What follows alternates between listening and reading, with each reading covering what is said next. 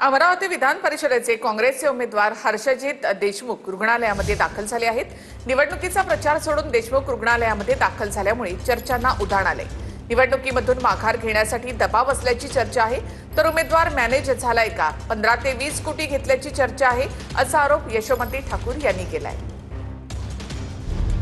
अमरावती विधान परिषदेचे काँग्रेसचे उमेदवार हर्षजित देशमुख रुग्णालयात दाखल झालेत।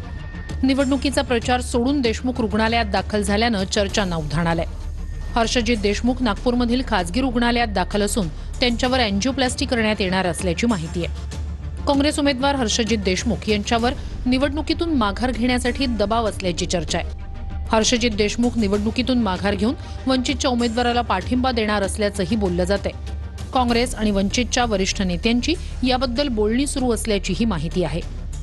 दरम्यान हर्षजित देशमुख यांनी ही चर्चा फेटाळली।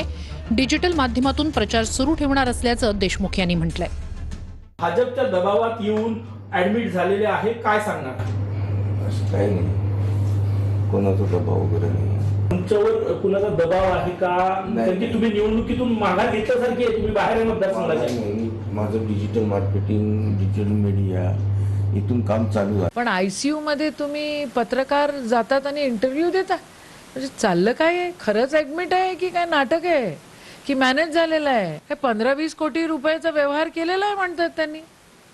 निषेध आहे या सगळ्या गोष्टीचा। ज्यांना पक्ष सांभाळता येत नाही, आपल्या पक्षातल्या उमेदवारांनाही सांभाळता येत नाही, ते अशा पद्धतीनं जर या ठिकाणी आरोप करणार असतील तर ते योग्य नाही। अमरावतीमध्ये निवडणुका होत आहेत, तिथे काँग्रेसचे उमेदवार आहेत, अपक्ष उमेदवार आहेत, त्यामुळे अचानक ही काय उपरती त्यांना झाली आहे मला याची काही कल्पना नाही।